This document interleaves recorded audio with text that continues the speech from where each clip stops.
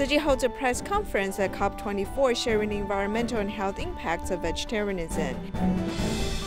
We explore the hidden dangers behind the reopening of the Cross Island Highway. Welcome to DaAi Headlines. I'm Sue. Thank you for joining us. Carbon reduction starts with vegetarianism. At the 24th UN Climate Change Conference, COP24, the Tzu Chi Foundation held a press conference. The Tzu Chi team invited two organizations' representatives to share both the environmental and health impacts of adopting a vegetarian diet. The conference consists of main events and side events with a total of 160 exhibition booths. At the opening press conference of the 24th UN Climate Change Conference, the Tzu Chi team shared all about the Ethical Eating Day movement that started back in 2014. We shared all about our Ethical Eating Day movement with everyone and how we started from zero to now more than 1.1 million people have pledged in our vegetarian diet campaign. We started with stories of where we came from and also shared our future direction in regards to the January 11th Ethical Eating Day missions. It's our ultimate goal to reach a total of 3 million pledges before 2020.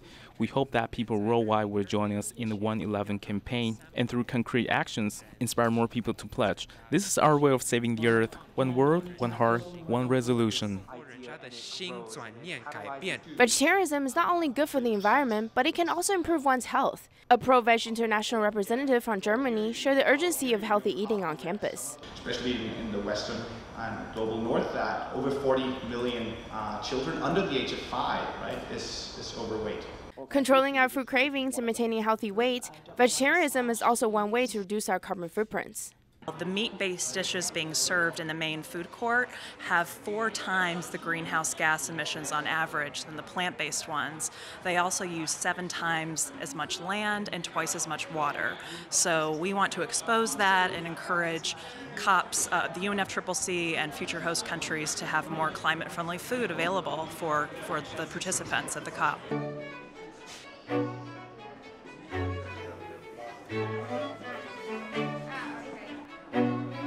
This time in Poland, the COP24 consists of various country representatives and non-governmental organizations. They all have their own exhibition booths set up at the venue, sharing experiences on combating climate change issues. The Tzu Chi Foundation is amongst them. The Secretary General of the United Nations mentioned that the problem of climate change and global warming is very, very urgent. There's a serious need for our governments and civil society organizations to work together to combat these pressing issues. So, of course, Tzu Chi's role internationally is a very important one. Starting from the grassroots level, not only is it to promote vegetarianism, but various aspects of environmental protection. We always hope that we can educate, inspire, and motivate individuals to instill these concepts into their everyday lives. More than 28,000 people are expected to attend this year's conference. If country delegates can take the lead in adopting the vegetarian diet, it would be the best demonstration of carbon reduction. Also at the COP24, how do different countries respond to climate change? The answers can be found at the conference World Pavilion exhibition. Let's take a look. At the annual UN Climate Change Conference, the World Pavilion's exhibition is the most anticipated. Here, the delegates from all over the world can find some surprises.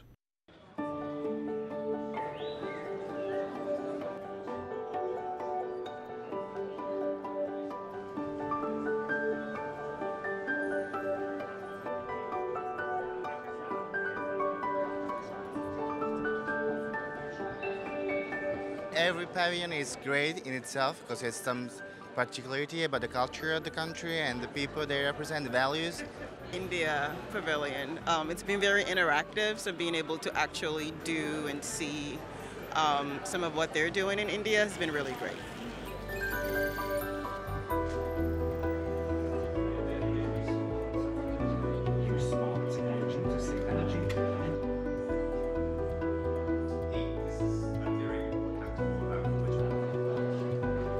I'm always impressed with smaller countries that are really looking to make an impact into their people's lives. Austria. I think it's just because they had some information for my research, so oh yeah, finally I found something.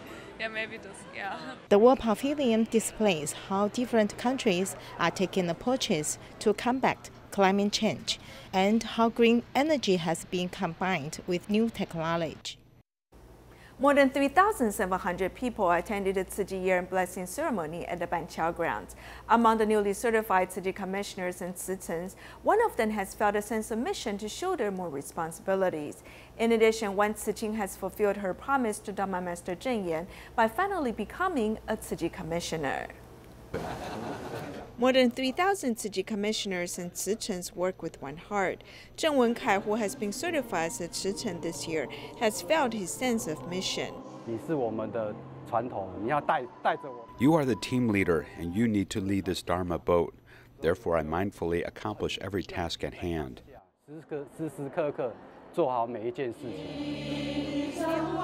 His wife, Ho Meiyun, is being certified as a Tzu Chi commissioner this year.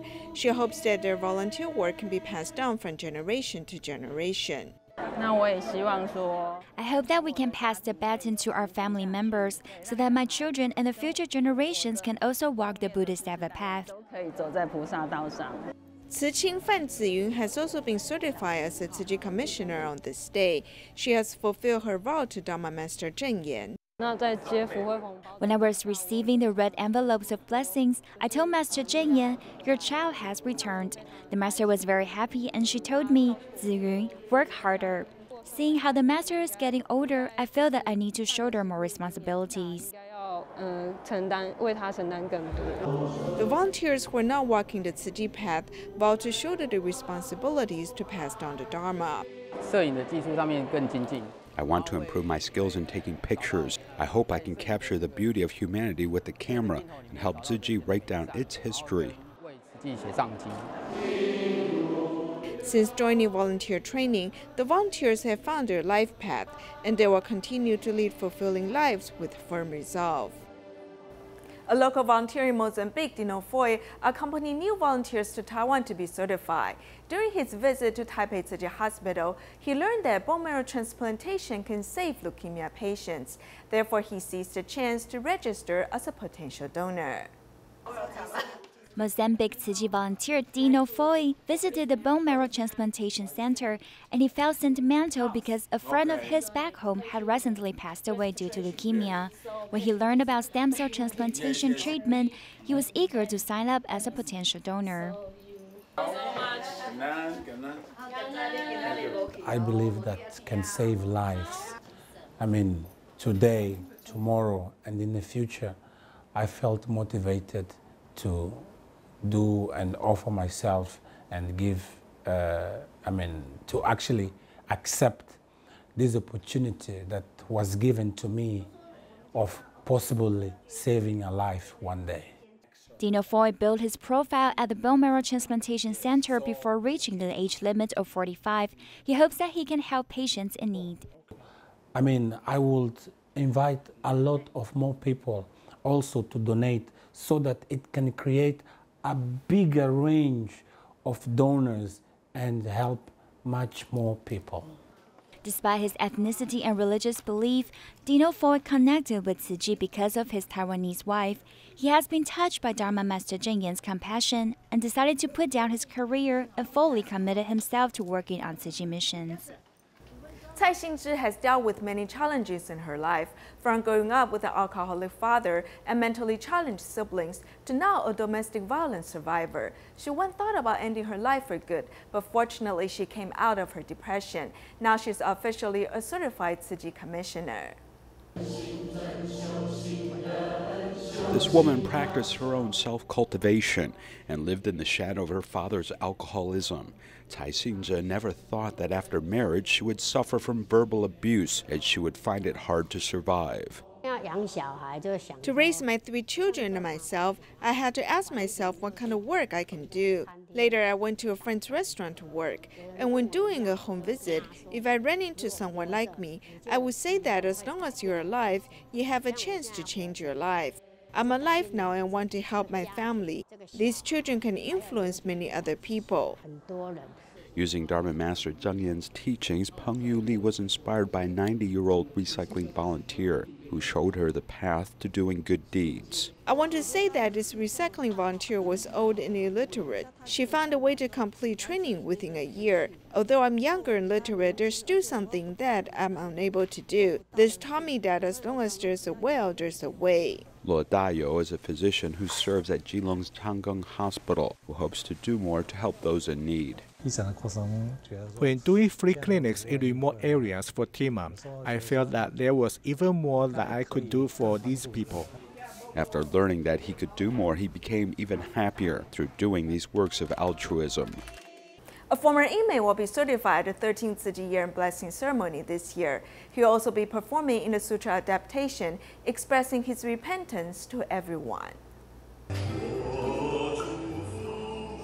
During 20 years of prison, Peng Wensong almost forgot how to say the word mother. As his parents passed away, he will never have the chance to talk to them again. Through this sutra adaptation, he wanted to express his gratitude toward his parents.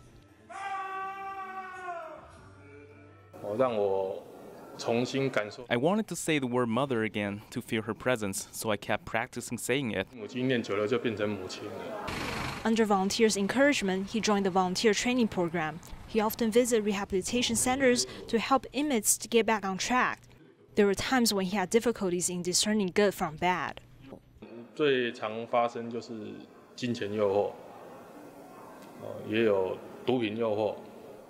In most cases, it was the temptation of money and drugs. Thankfully, volunteers pulled me away from it.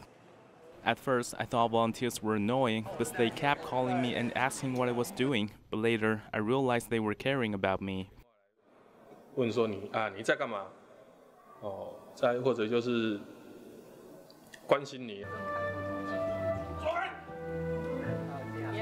After finishing his training course, he became certified this year. During the sutra adaptation, he portrayed a character who was a drug addict and kept a distance from his family. The feeling of repentance is shown on his face. The most important thing was to confess my gratitude toward Dharma Master Zheng Yan and the ones who care about me. Before my fellow gang members would come up to me, I told some of them to stop looking for me because I'm already walking on a different path.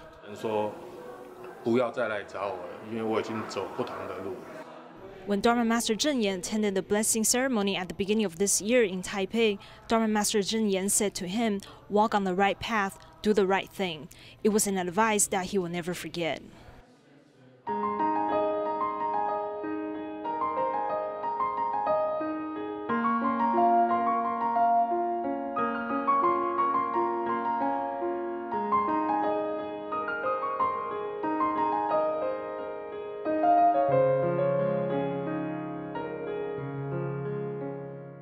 The hopes of Lisan residents have been fulfilled. After 19 years, the Cross Island Highway has been reopened.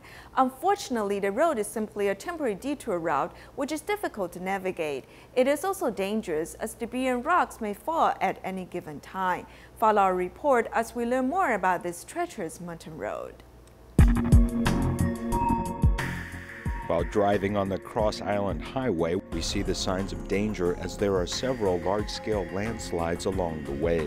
What you see in the picture is tens of thousands of metric tons of boulders that have rolled down from high up in the mountains. There are many places where these wild streams meet, which are all dangerous locations for landslides. Big boulders have a very strong impact as it hollows out the base.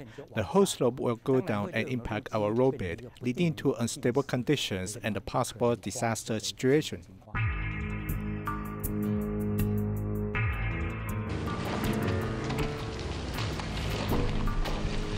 This is a 6.5-kilometer location of temporary road number 37.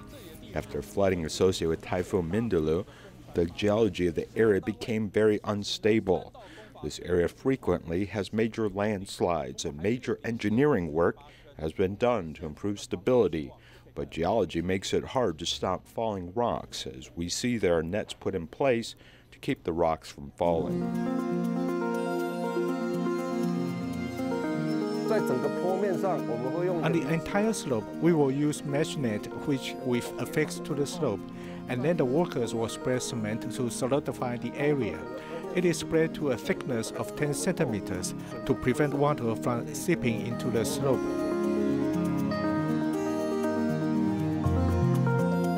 In larger areas where there is sporadic rockfall, construction workers have erected a type of mesh curtain to prevent falling rocks from injuring people. The gap in this netting directs loose stones to fall to the side of the road. These artificial measures may not be able to withstand a large-scale landslide. What you see is the area treated with cement, but when you pull back the camera, you can see that the untreated area is 10 times larger and has been affected by landslides. As long as it is eroded by a ditch or slopes of a wild creek, such as a typhoon or heavy rain, it may become dangerous. For this reason, engineers have chosen an open tunnel to protect it.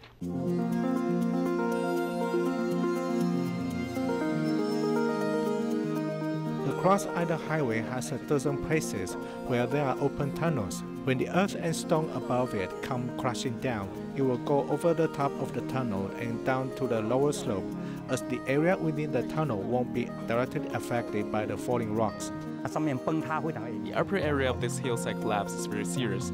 As long as there's a heavy rain, rocks and earth will flow down and erode this area, with the deposit of this site getting worse. The Da'ai Creek has been altered drastically, and now it competes with this artificial roadbed.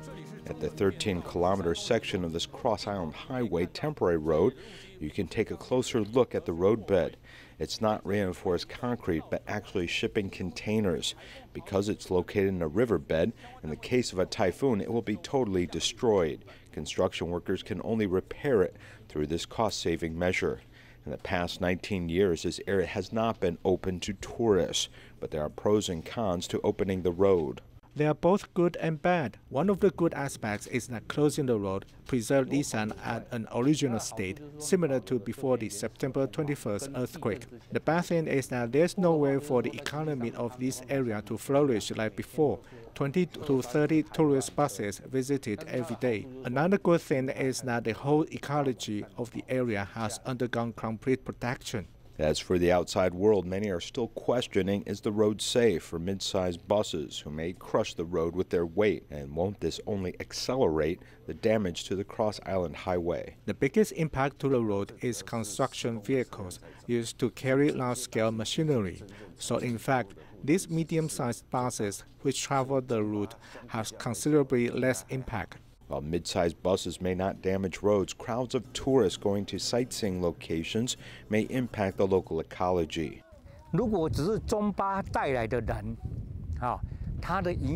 If that's only buses bring people here, that isn't a problem. But we really worry about advertising. We shouldn't compromise our soil and water conservation efforts to simply earn more profits.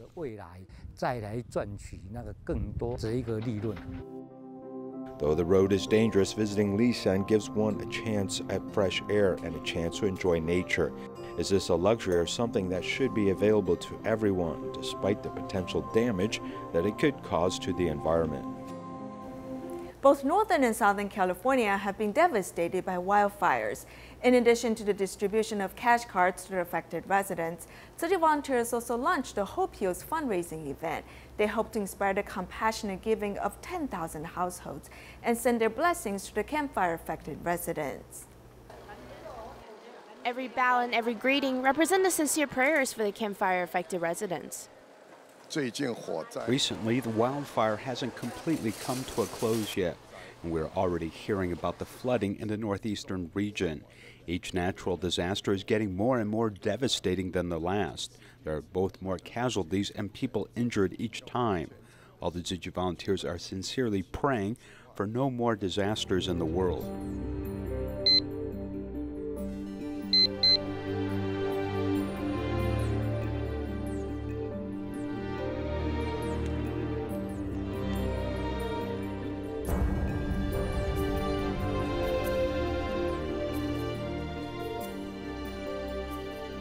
We used to always think natural disasters such as earthquakes and tsunamis were very far away from us, but this time it happened right before our eyes. It made us realize just how impermanent life is. We must seize every moment to do good deeds. The disaster was just around the corner. Therefore, the Tzu Chi U.S. headquarters rushed and mobilized the disaster relief team in the first moments upon hearing the news. They have been continuously distributing cash cards to the affected residents and most recently launched the Hope Heals initiative. We hope to ignite the compassion in everyone. It's not about the monetary value, but more so the pure kind-heartedness that resides in each one of us. It's true, a bunch of small good deeds will eventually accumulate into something bigger. There are many people willing to give their share of kindness towards the affected residents. When we give them the opportunity to do a good deed and they seize the opportunity to respond, it's an amazing act. Together, we can all do our part in protecting Mother Earth.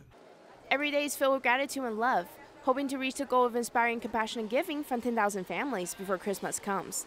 This will be the best year and blessing one could ever imagine. Founder of Nordhoff Craniofacial Foundation, Dr. Samuel Nordhoff, has passed away in the U.S. at the age of 91. He came to Taiwan at the age of 32 as a medical minister and retired and returned to the U.S. in 1999.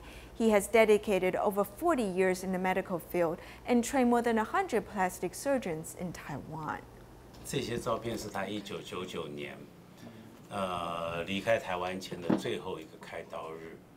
The surgeon in the picture is Dr. Nordhoff, operating his last surgery before returning to U.S.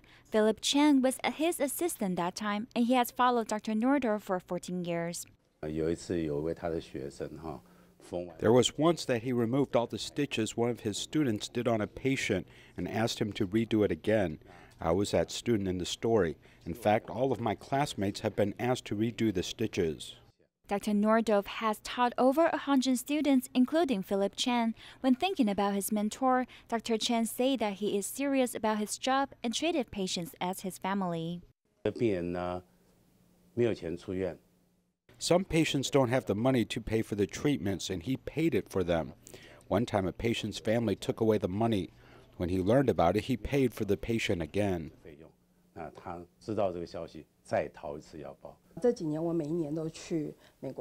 visit him in the U.S. once a year in recent years. He always asks me how many countries' doctors have we trained, and he's also concerned about the surgery result. He often asks us to show him pictures of patients after the surgeries. Dr. Nordhoff has devoted 40 years to the medical field in Taiwan. He came to Taiwan at the age of 32, and he has established a cleft lip and cleft palate center, polio rehabilitation center, suicide prevention center, the first burn ward, and the Craniofacial Foundation.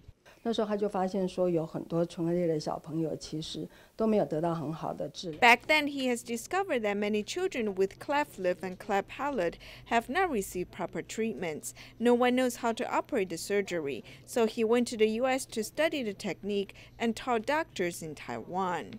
His contribution to medicine in Taiwan has won him many awards, including the Order of Brilliant Star from the President of Taiwan.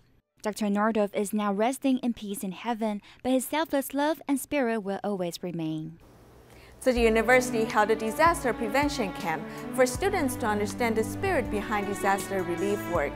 In the camp, the students got hands-on experiences operating the needed tools. We'll leave you with these images. Thank you for joining us.